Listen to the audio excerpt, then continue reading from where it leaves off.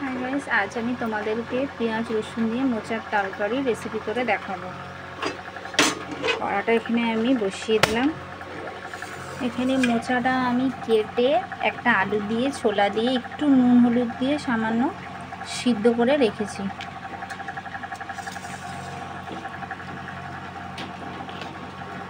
দুটো medium size আর একটা ছোট সাইজের পেঁয়াজ নিয়েছি, একটা টমেটো কুচি নিয়েছি, 3টে কাঁচা লঙ্কা কুচি, আর এখানে ফোড়নে দেওয়ার জন্য একটা তেজপাতা, একটুখানি দারচিনি, 2টো এলাচ, 2টো লবঙ্গ নিয়েছি, আদা রসুন বেটে রেখেছি, আর চিনি নিয়েছি, প্রয়োজন মতো চিনি দেবো।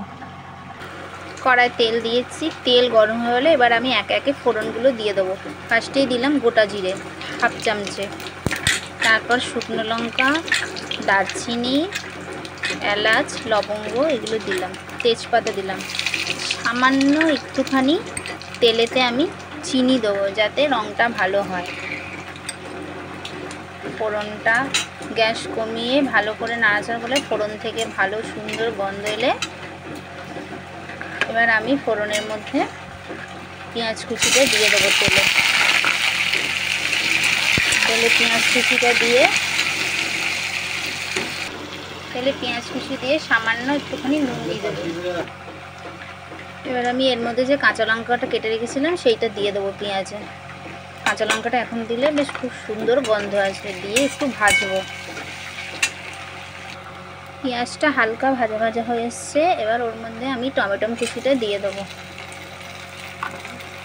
যেহেতু পেঁয়াজে আগে থেকেই নুন দেওয়া আছে তাই টমেটো দিয়ে আর নুন দেবো না, ওইতেই টমেটোটা ভাজা ভাজা হবে। এবার আমি মশলাটা করে নেবো। এইরকম ছোট চামচে 2 চামচে হলুদ গুঁড়ো দিলাম, এইরকম ছোট চামচের 1 চামচে জিরে গুঁড়ো। যেহেতু আমি কাঁচা লঙ্কা দিয়েছি, আমার মেয়েরা খাবে, মেয়েরা ছোট, তাই আমি এই চামচের 1/2 চামচে লঙ্কা গুঁড়ো দেবো। এই চামচের 1 চামচে কাশ্মীরি লঙ্কা গুঁড়ো দেবো। দিয়ে এতে সামান্য চিনি ও পরিমাণ মতো নুন দিয়ে সামান্য অল্প জল দিয়ে আমি এটা একটা পেস্ট বানিয়ে নেব।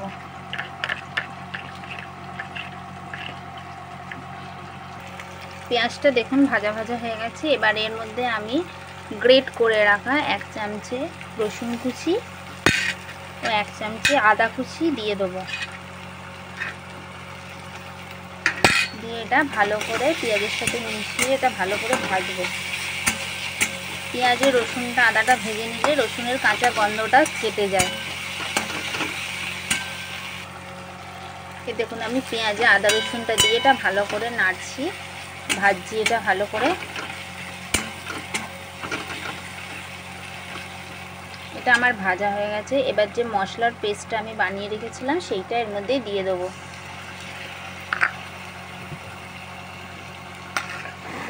মশলার বাটিটা ধুয়ে সামান্য জল দিয়ে ধুয়ে মশলার বাটিটা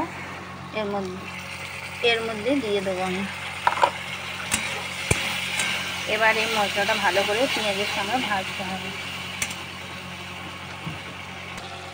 দেখুন মশলাটা দিয়ে কীরকম তেল ছেড়েছে। মশলাটা আমার প্রায় ভাজা ভাজা হয়ে গেছে। এতে ঝালটা আপনারা একটু দেখে নেবেন, নিয়ে ঝালটা দেবেন, কে কীরকম ঝাল খান। আমি একটু কম ঝালই দিয়েছি।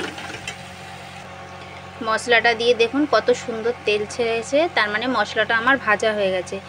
এবার গ্যাসের ফ্লেমটা হাই করে আমি সিদ্ধ করে রাখা মোচাটা এর মধ্যে দিয়ে দেবো।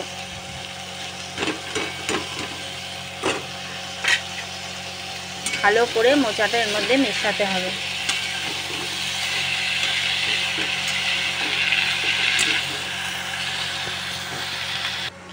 দেখুন মোচাটা আমি ভালো করে মশলার সঙ্গে মিশিয়ে নিয়েছি। মিশিয়ে নিয়ে গ্যাসের ফ্লেমটা কমিয়ে আমি একটা ডিশ চাপা দিয়ে দেবো। গ্যাস কমিয়ে 10 মিনিট হতে দিলাম। এবার আমার মোচার তরকারি হয়ে গেছে। এর মধ্যে একটু ঘি দিয়ে ভালো করে মিলিয়ে নিতে হবে।